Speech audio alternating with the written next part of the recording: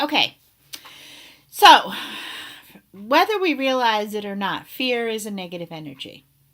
And so we are always in an energy state. We're either in a positive energy state or in a negative energy state, right? There's no such thing as just completely neutral. You're in a positive state, you're in a negative state. You might be in a more positive state sometimes than others, or a more negative state sometimes than others. But it's like we're on a hill, right? And we're either going up the hill or we're coming down the hill, right? We're either growing and going someplace bigger and better, or we're falling backwards and, slipping back towards the grave. And that's just kind of how life is, because it never stops. And so there's no such thing as saying, well, I'm just right here stopped. You don't ever stop, because it's energy, right? And it's always energy. Energy's always going. So you're always moving. And if you're always moving, you're moving in one direction or you're moving in the other. So we're either moving forward or we're sliding backwards. And it's really our choice. But sometimes, if we're not aware of it, our subconscious mind takes over, and our subconscious mind does whatever is most familiar, right? So that's, that might be most familiar, might be positive, or that most familiar might be negative. And each of us are individuals. So what that is, it is. So love, on the contrary, is a very positive. So let's think about it on the scale, right? I'm a huge Harry Potter fan, so we'll bring Harry Potter into this. Someday I'm going to write a book about how Harry Potter, the whole series, right, and the movies, how J.K. Rowling has incorporated all of these laws of the universe in there. It's amazing. It's fascinating to me. Anyways, I digress. So, Lord Voldemort, right? He's at the far end of the spectrum, and he's fear. In Harry Potter, he's at the other end of the spectrum, and he is love. So think about it, really. And then you've got a lot of other emotions that kind of fall in there from the spectrum. But fear is the most negative, the most damaging emotion that we can have. And so that it just is. Everybody has it. It's how we deal with it, how we handle it, whether we let it control us or whether we control it. Love, on the other hand, is the most positive emotion. And so that's positive energy. It's super positive energy. So fear creates worry, it creates discontent, it creates disease, right? Dis-ease, disease. It increases the cortisol levels, which is not intended for our bodies to have a sustained increase of cortisol. Cortisol is one of the hormones that gets kicked out in that fight or flight. So it's supposed to be just a short burst to get you through an instant, moment. And that's the energy from the fight or flight that, has allowed like little old ladies to lift up cars, or, people to do, run a phenomenal distance that normally they would have never been able to run. Whatever it is that fight or flight that gives that extra burst of, superhuman energy, but it's only designed to be for a short span of time. So what happens when we're under, a large amount of stress for a long span of time?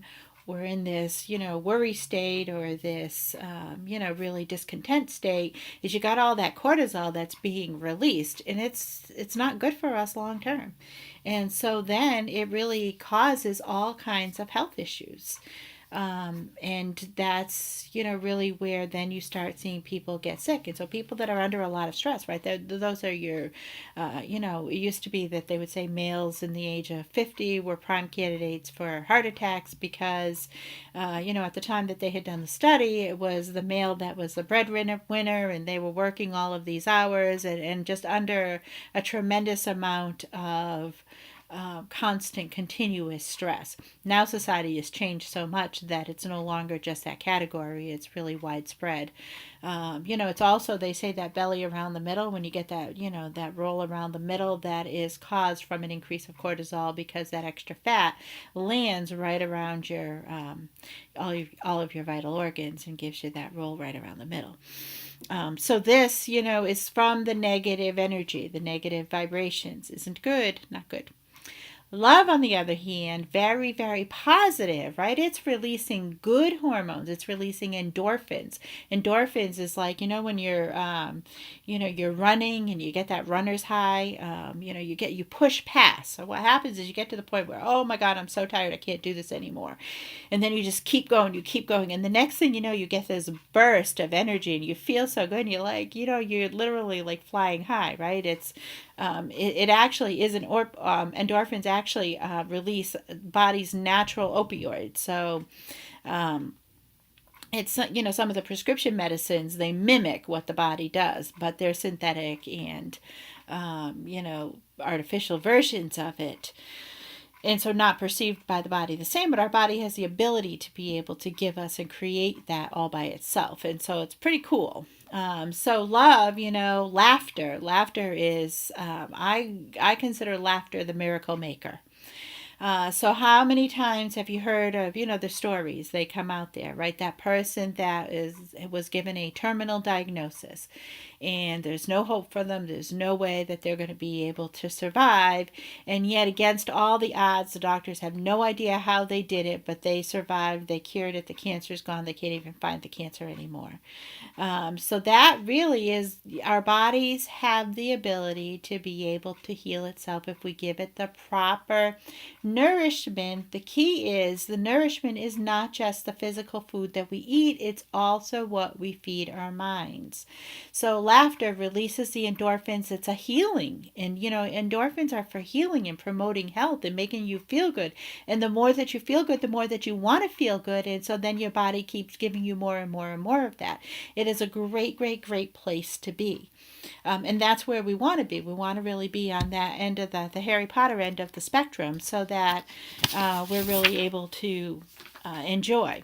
All right, so I'm going to read you some things here, about love, because I just want to be able to help you get a better understanding of some key things to remember as far as, love and nourishing thoughts that really going to be able to help bring us a better health. So true selfless love is patient, it's kind, it's understanding. It is not jealous, it is not arrogant, it is not proud, and it is not conceited. That comes from 1 Corinthians 13, verse 4. Love for all humanity replaces hatred, envy, jealousy, selfishness, and cynicism. That comes from Napoleon Hill in his book Think and Grow Rich. If you go to chapter 3, the chapter on faith, he gives a self-confidence formula, and that's where that came from. Love brings about happiness, laughing, and a giving spirit. Giving is defined as offering to others with no expectation of anything in return, including recognition. And my mother used to tell me this all the time growing up. She says you have to be able to give without expecting anything at all whatsoever in return. So even anonymous giving, right, that's where the power of anonymous giving is because nobody ever knows that you did it. You're the only one who knows that you did it. And my mother would say the minute that somebody else knows, you've kind of done away with that anonymity. And so therefore, it takes away a little bit of that true selfless giving. Laughter releases endorphins, which chemically creates a healing environment within our body and our mind. So we were just talking about that and the power of those endorphins. Focus should be on health, on the things that we can do. Don't focus on our limitations. Focus on the things that we can do, because whatever we focus on, our subconscious mind brings us more of. So if we focus on our limitations, our subconscious mind is going to then search for other things that are limitations. And then it's going to continually search for other things that are limitations, and we're constantly going to be seeing our limits. Whereas if we focus on the things that we can do, if we focus on the little successes, our subconscious mind is now going to go search at what other success have we had? What other thing can we do? What's another good thing, positive thing? And so you want to get into that cycle of focusing on the things that you can do, recognizing and appreciating those little successes rather than focusing on the limitations. It 100% has to do with that scarcity mindset versus the abundance mindset. So abundance is I have all that I want and need to live my life to the fullest. fullest. Scarcity is, I need more of this, I need more of that, I don't have enough of this, I don't have enough of that. You sense the difference in the vibrations there, right? I have all I need to live my life to the fullest. I have all that I want and need to live my life to the fullest. I'm feeling pretty good, right? I need more money. I need better food. I need, more exercise. I can't do this. I can't do that. It's hard for me to do this. It's, the vibration is so easy for me, at least. Even just saying those, just for this, I can just feel it. And so that's what we really want to be able to do.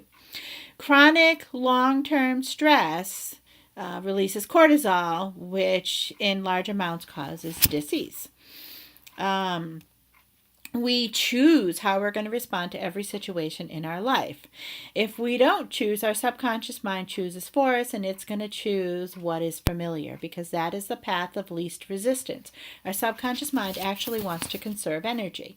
It's going to conserve energy by creating habits so that it's constantly doing what's most familiar, because that requires less energy, and what it perceives as being safe. And what is familiar, our subconscious mind perceives as being safe.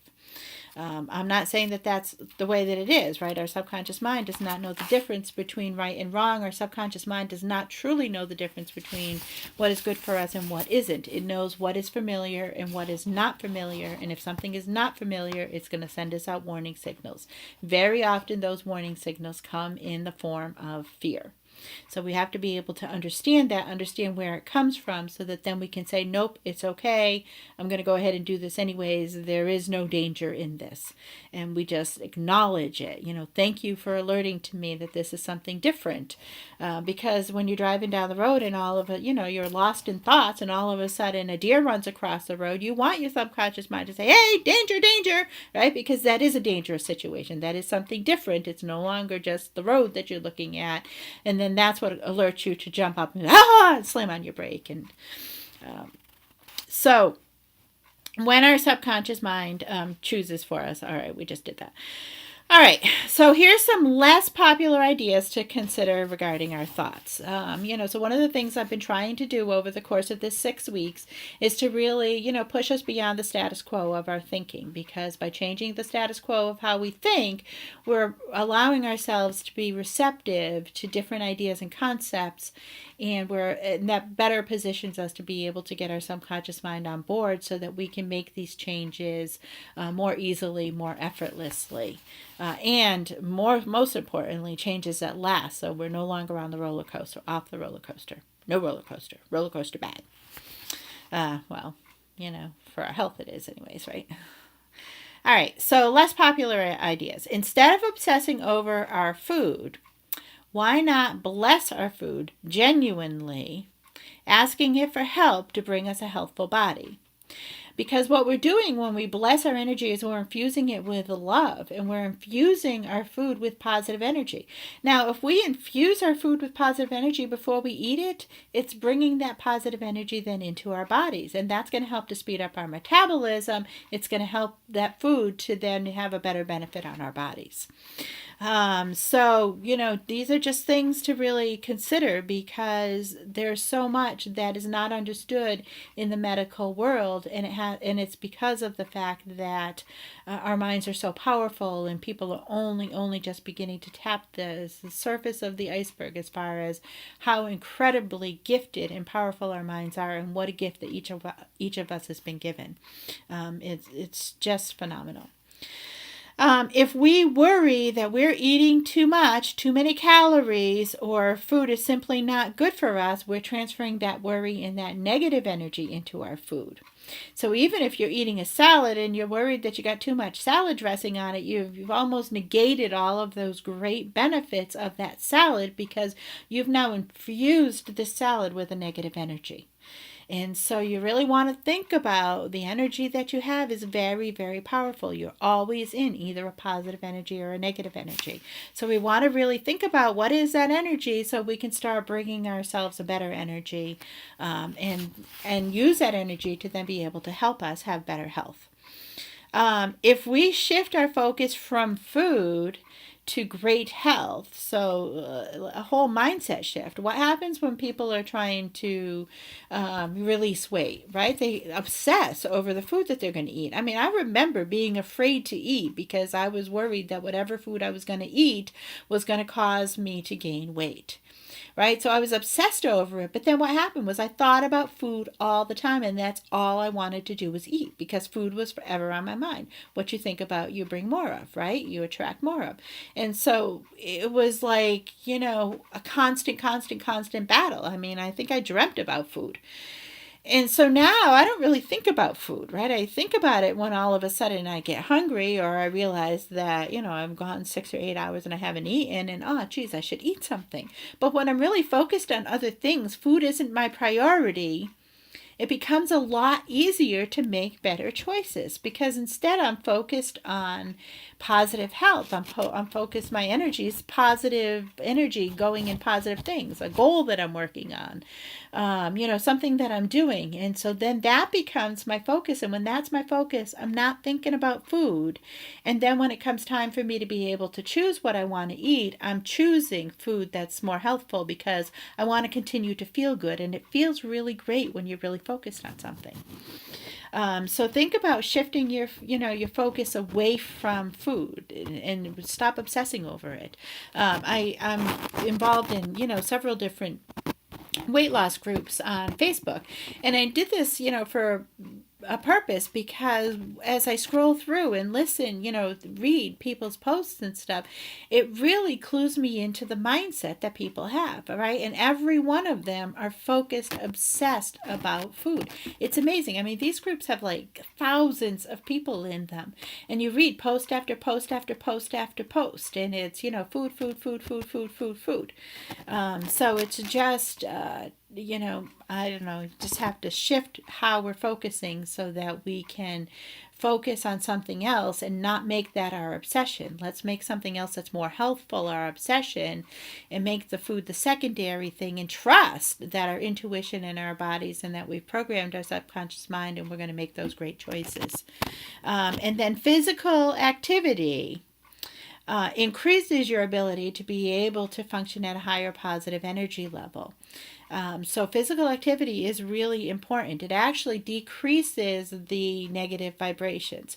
So it decreases the negative effects of worry and stress. And so that's why sometimes if you're really stressed, it's a great idea to go get involved in something that's, physical. For people who run, they'll say, that's how they handle their stress. And it's really true because it's just releasing hormones that are feel-good hormones, that runner's high. You get into those situations. So that's really, the thing is, we talk about the energy, just realize the energy that we're carrying it into our foods, we're bringing it into our body. And then if we want to be healthy, we want to be making sure that we're bringing positive energy. So the next time that you eat an ice cream or a piece of cake or something that you're like, oh God, I shouldn't be eating this, right? Say, I love you, cake, and that you're going to nourish my body because you have eggs and you have milk and you have, some grains or whatever in it, strawberries on top, right? Really focus on the good things. And I mean, obviously, you don't want to live your life on eating cake, but in theory, if you were really truly blessing it with positive energy, that cake would still nourish you and put you at a healthy weight. I think that we need good nutrition all the way around. But that's the theory behind it, and so I'm sharing it. All right, so I'm going to wrap this section up here. When I come back, we're just going to kind of do a close. We're going to do a recap of the 6 weeks. What are the key things that we want to be focusing on moving forward? And, just talk about some future classes and places, things to do. All right, so I will see you shortly.